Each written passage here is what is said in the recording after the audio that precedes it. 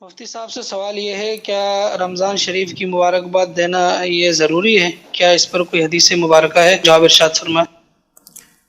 رمضان شریف کی مبارک باد دینا تو ایک اچھا عمل ہے، اور نبی پاک صلی اللہ علیہ وآلہ وسلم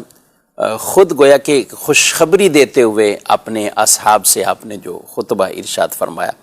اور اس میں رمضان شریف کے بارے میں کہا شہر مبارکن، کہ یہ برکتوں والا مبارک مہینہ یہ تمہارے پاس جو ہے وہ آ رہا ہے، اس کے روزے اللہ پاک نے فرض کیے ہیں، اور یہ وہ مہینہ ہے کہ جس کے اندر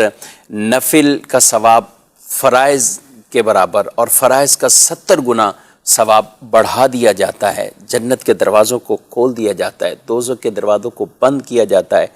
شیطان کو قید کیا جاتا ہے۔ تو یعنی اس طرح کی کئی چیزیں آپ صلی اللہ علیہ وآلہ وسلم نے ایک طویل جو خطبہ ارشاد فرمایا، اور یہ تو آپ نے لوگوں کو بشارتیں عطا فرمائی۔ روزہ افطار کروانے والوں کے لیے اپنے بشارتیں خوشخبریاں عطا فرمائی، روزے داروں کو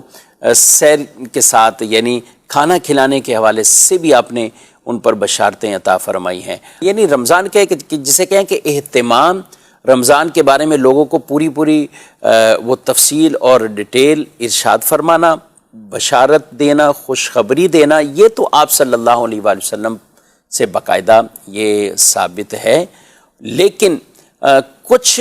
ہمارے زمانے میں اب آج سوشل میڈیا کا دور ہے، تو لوگ ان چیزوں کو پھیلاتے ہیں کہ بھئی رمضان کی اگر کوئی خوشخبری دیتا ہے تو حدیث میں آئے اس پر جنت لازم ہو جاتی،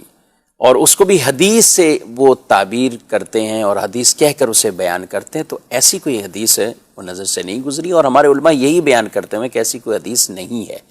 کہ ہم رسول اللہ صلی اللہ علیہ وآلہ وسلم کی طرف ایسی بات کی نسبت کریں جس کی کوئی حقیقت ہی نہ ہو، کسی کتاب میں بھی اس کو نہ بیان کیا ہو، نہ علماء کا یہ طریقہ انداز رہا ہے۔ تو لہذا ایسی چیزوں کو یوں حدیث کہہ کر پھیلانا یہ تو جائز نہیں ہے، اور رسول اللہ صلی اللہ علیہ وآلہ وسلم کی خود یہ حدیث پاک ہے کہ جو شخص جان بوجھ کر مجھ پر جھوٹ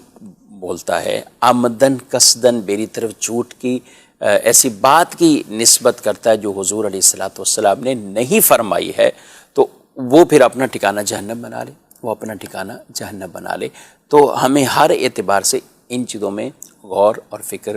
ضرور رکھنا چاہیے کہ کون سی بات ہم آگے حدیث کہہ کر اگر بھیج رہے ہیں تو پھر اس کی ڈیٹیل بھی ہمارے پاس یا ایسے اتھینٹک ذرائع سے وہ چیز ہمارے پاس آئی ہو تاکہ ہم اسے آگے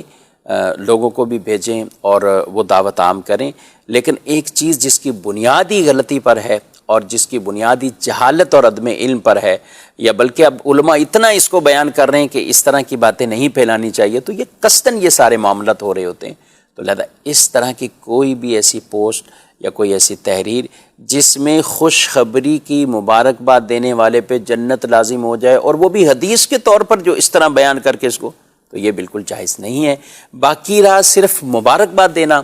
خوشخبری یہ کہہ دینا اور لوگوں کو آمد کی مبارکباد دینا، یہ جائز ہے، اس میں کوئی کسی طرح کا وہ معاملہ نہیں، اور خود رسول اللہ صلی اللہ تعالیٰ علیہ وآلہ وسلم سے باقاعدہ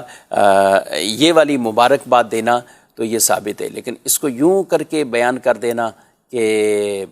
آپ صلی اللہ علیہ وسلم نے اس پر کوئی فضیلت جنت کی بشارت عطا فرمائی، تو یہ بالکل من گھڑت ہے، اس سے ضرور بچنا چاہیے۔